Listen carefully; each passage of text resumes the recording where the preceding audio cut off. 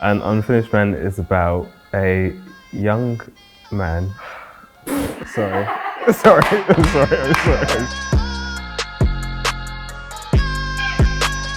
An Unfinished Man is about Kaede, who's a young man who has been unemployed for 7 years. There's something working against him, and he's trying to work out exactly what that is. A pastor comes to him and says, what's been blocking you is a curse that was put on you as a child. But his wife, Kiki Oped, thinks that he's going through a mental health crisis. It becomes a battle between the West African views on his situation versus the Western views. It's exploring masculinity, it's exploring pain and perseverance, essentially.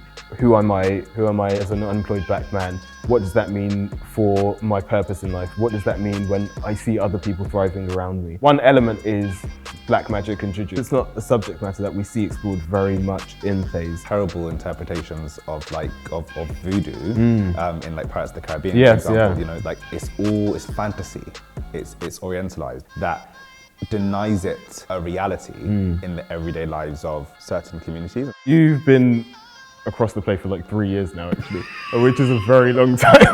I remember reading it on the overground and missing my stop because I got so invested in it. Nothing felt heavy-handed. It's our story and it's so personal. We're fully cast now, and they're a great cast. We have actors from different generations, different levels of experience. It's an entirely black cast. It is us coming together to explore the truth of an experience that a lot of our people experience.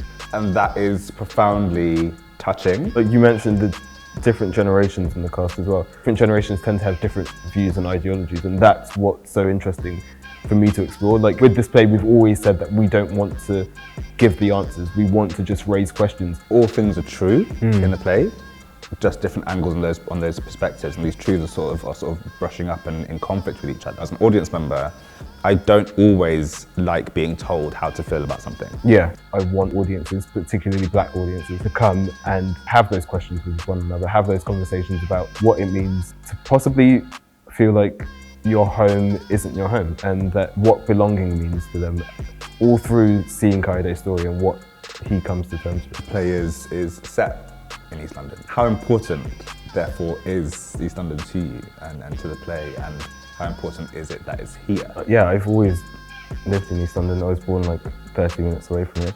Everything I write is informed by East London because that's what I know. Like, it's easy to put a black character in an all-white space, but for me that's not an interesting thing. It's like, what happens to a character if they are actually in the center of diversity, a space that was like home to him and suddenly isn't feeling like home to him anymore.